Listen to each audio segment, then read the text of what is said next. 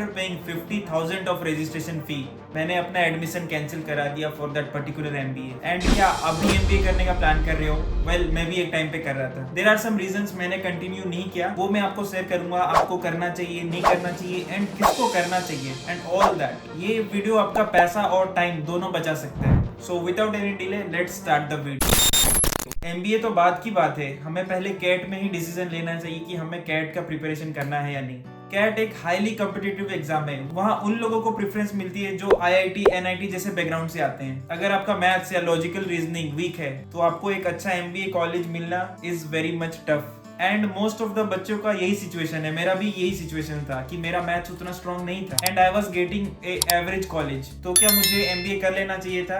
Well, जो मैंने decision लिया, like I was not getting the top 50 MBA colleges जो मैंने एम किया था while preparing for the CAT examination. And I suggest, अगर आपको भी टॉप 50 कॉलेज नहीं मिल रहा है then you should avoid your MBA. मैं ऐसा इसलिए कह रहा हूँ, आपको मैं आरओआई समझाता हूँ, आप कितना रिटर्न करोगे और कितना इन्वेस्टमेंट आपको मिलेगा, and at the same time आपके पास क्या डिफरेंट अल्टरनेटिव्स होते हैं जो आप कर सकते हो by for giving your MBA. अगर आप एक मिड टायर या एवरेज कॉलेज से एमबीए करते हो तो उसका fees anywhere between 10 to 20 lakhs होगा ही, including your hostel and all. And जब आपका एमबीए कंप्लीट होगा, क्या आपको उतना सैलरी मिलेगा? See the placement data. अगर वो वेरीफाइड जगह से क्लेम कर पा रहे हैं कि आपको एक अच्छा प्लेसमेंट दे सकते हैं, वेरीफाई दैट डेटा।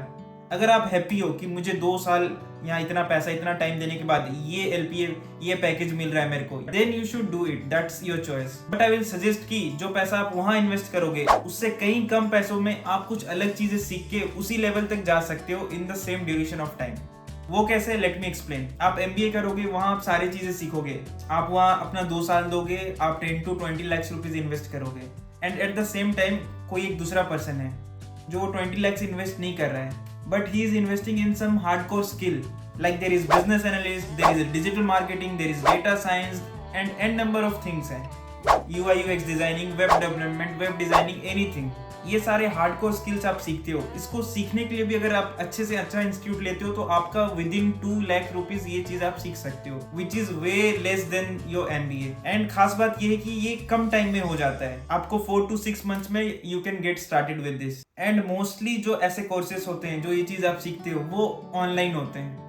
सो जैसे ही आपका कोर्स वगैरह कुछ भी स्टार्ट होता है तो side by side you can start your internship. But ये सिनेरियो एमबीए में नहीं होता। आपको एमबीए में फुल टाइम अगर आप जाते हो तो आपको डेडिकेटेड टाइम देना होता है, आपको वो अटेंडेंस क्राइटेरिया मीट करना है। यहाँ आप 2 साल पढ़ोगे, but if you compare with this person, ये क्या कर रहा है, आफ्टर 3-4 months ये वर्क एक्सपीरियंस लेना स्टार्ट कर देगा, 2 साल तक वर्क करेगा एंड आप भी 2 साल तक पढ़ोगे। एंड मैं मानता हूँ इस पर्सन के लिए भी इतना इजी नहीं होगा एक अच्छा पैकेज क्रैक करना, but he can start slow.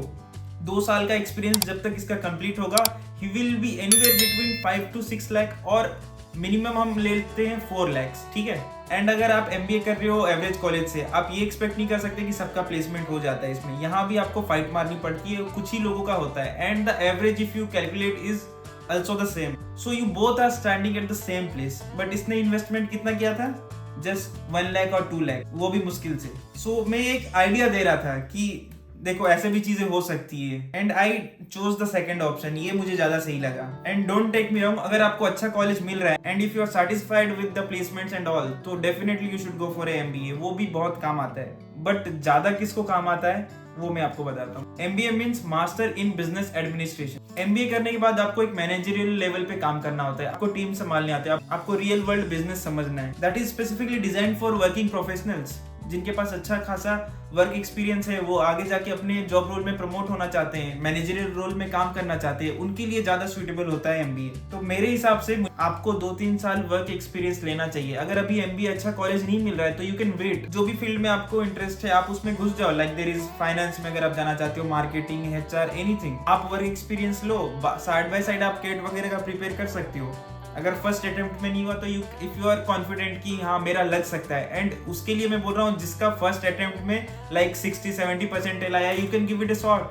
But अगर आप ऐसे हो कि आपका लाइक बिलो 30-40 परसेंटाइल है या नेगेटिव में, तो आपको तो फिर सोचना ही नहीं है एमबीए का। एंड अगर आपका ड्रीम है कि मैं कंसल्टिंग में काम करूं, इन्वेस्टमेंट बैंकिंग के रोल पे काम करूं और जो भी टॉप मैनेजमेंट रोल्स होते हैं वो आपको एक एवरेज कॉलेज से नहीं मिलने वाला। उसके लिए आपको टियर 1 कॉलेज ही फोड़ना है, like IIMs, XLRI, ISB and all. तो अगर आप कंफ्यूज्ड हो एंड अगर आप ऐसे पर्सन हो जो बस कोई कह रहा है कि एमबीए कर ले या फिर सब कोई कर रहे हैं एमबीए, तो आप डिसाइड किया कि हाँ मैं भी एमबीए कर लूं, या फिर आपको क्लियर नहीं है कि आगे जाके लाइफ में मेरे को क्या करना है, किस चीज में इंटरेस्ट है, आपको कुछ समझ नहीं आ रहा है एंड आप एमबीए सिलेक्ट कर लिए हो, तो उस केस में तो आपको स्टार्ट नहीं करना है अभी। आपको सारे अदर करियर पाथ्स एक्सप्लोर करने हैं पहले। देखो आपका किस चीज में इंटरेस्ट बन रहा है, फिर जाके आप एमबीए का सोच सकते हो। एट कंफ्यूजन स्टेज आप ये नहीं सोच सकते कि चलो एमबीए कर लेते हैं। आप पहले प्रैक्टिकल एक्सपीरियंस थोड़ा गेन करो, मल्टीपल इंटर्नशिप्स करो, उससे आपको आइडिया मिल जाएगा कि आपको किस चीज में जाना है। इसके ऊपर एक मैं डिटेल्ड वीडियो बनाया हूँ, वो आप चेकआउट कर सकते हो यहाँ। क्योंकि एंड ऑफ द डे आप जो भी इंटरव्यू वगैरह में जाओगे वहां आपको स्किल्स और एक्सपीरियंस ही मैटर करेंगे। आई होप मैं आपको एक क्लैरिटी दे पाया हूँ। आपके क्या व्यूज हैं आप कमेंट सेक्शन में जरूर बता सकते हो, I will reply them. And if you want some free consultation you can always reach out to me, मैं अपना डिटेल्स डिस्क्रिप्शन में दे दूंगा। बाकी that's it for the video, have a good day, bye.